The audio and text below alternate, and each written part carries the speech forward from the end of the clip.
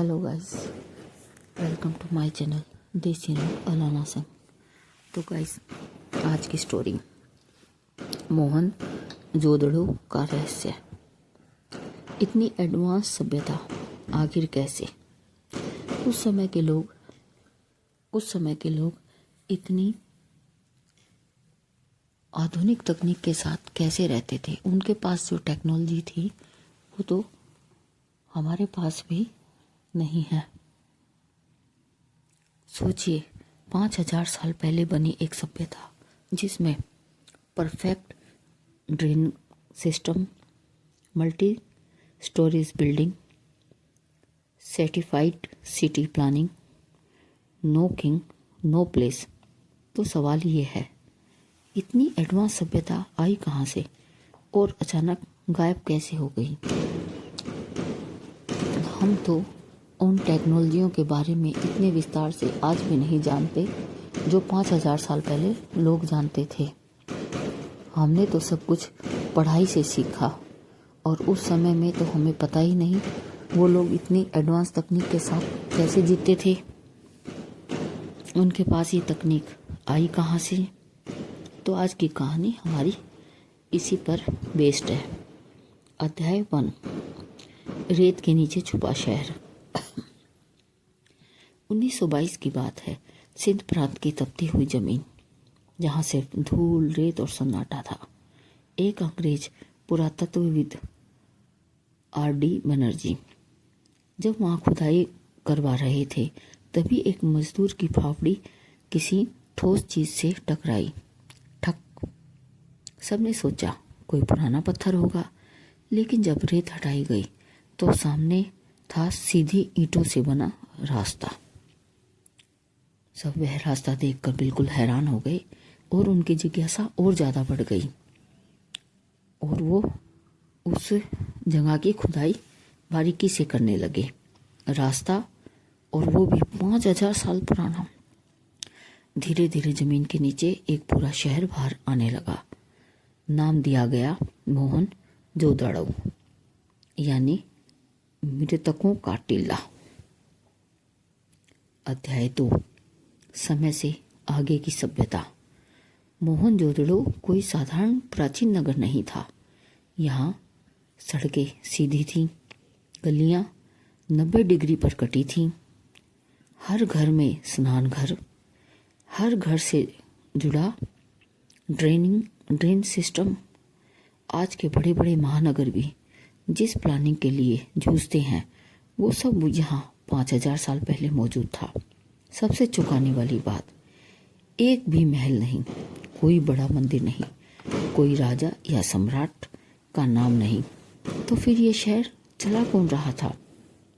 वैसे सोचने वाली बात है कि 90 डिग्री की सड़कें जो 90 डिग्री पे घूमती हूँ, हर मकान कोई आड़ा तिरछा नहीं, सब सीधे चौरस चाकोर। ये कैसे हो सकता था? हम आज के शहरों की तुलना करें आधुनिक जीवन में भी हम इतने सभ्य नहीं हैं।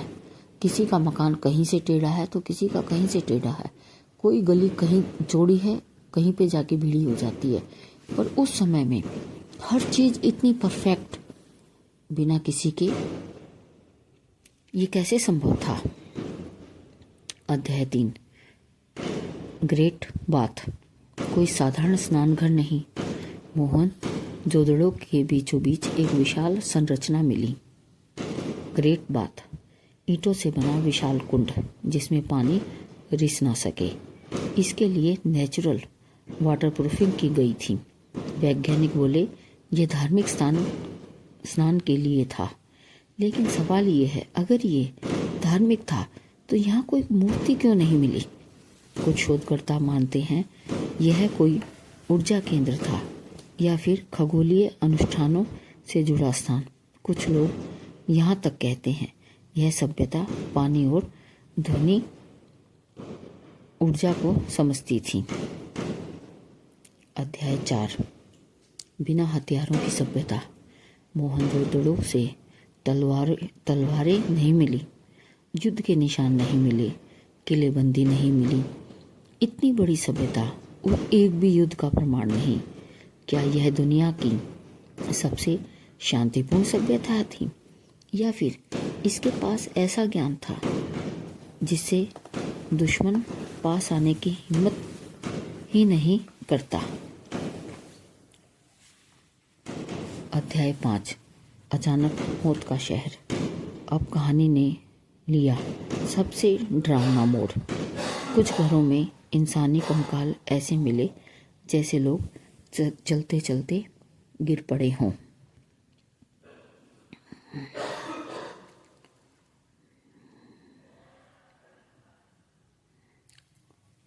कोई चोट नहीं लगी उन्हें, कोई हथियार नहीं मिला वहां पर, कोई बीमारी का सबूत नहीं। तो फिर मौत कैसे हुई? यह एक सोचने की बात है। अध्याय 6, न्यूक्लियर टेक्नोलॉजी थ्योरी। क्या सच में परमाणु विस्फोट? कुछ वैज्ञानिकों ने शहर के कुछ हिस्सों में असामान्य रेडिएशन की बात कही। कुछ कंकालों में आज भी रेडिएशन लेवल सामान्य से ज़्यादा बताया जाता है। क्या यह संभव है कि हजारों साल पहले कोई एडवांस वेपन इस्तेमाल हुआ हो?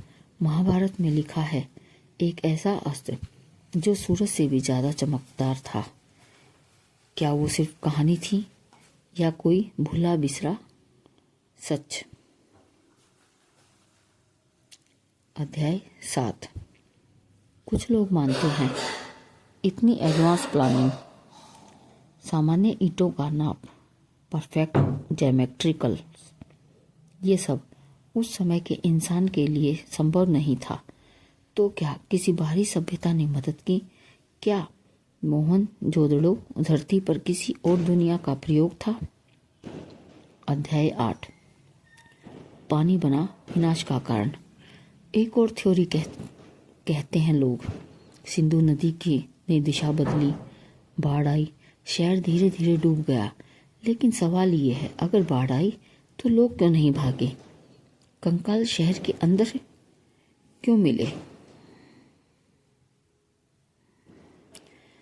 हर चीज अपने आप में एक कहानी कहती है। अध्याय 9, मोहनजोदड़ो से मिली एक मुहर जिस पर बना है सील। ध्यान मुद्रा में बैठा व्यक्ति, चारों ओर जानवर, सिर पर अजीब सा मुकुट। क्या ये कोई देवता था या कोई वैज्ञानिक या फिर कोई ऐसा इंसान जो समय से आगे था? अध्याय 10, रहस्य आज भी जिंदा है। आज भी मोहनजोदड़ो हमें जवाब नहीं देता। ये सभ्यता आई कहाँ से? इतनी एडवांस कैसे हुई? अचानक खत्म क्यों हुई? शायद कुछ रहस्य इंसानों के लिए नहीं होते, और शायद मोहनजोदड़ो आज भी हमसे कुछ छुपा रहा है। अगर आपको इतिहास से छुपे कुछ रहस्य शायद पसंद हैं तो लाइक करें, शेयर करें, और ऐसी कहानियों के लिए चैनल को सब्सक्राइब करें। Thank you.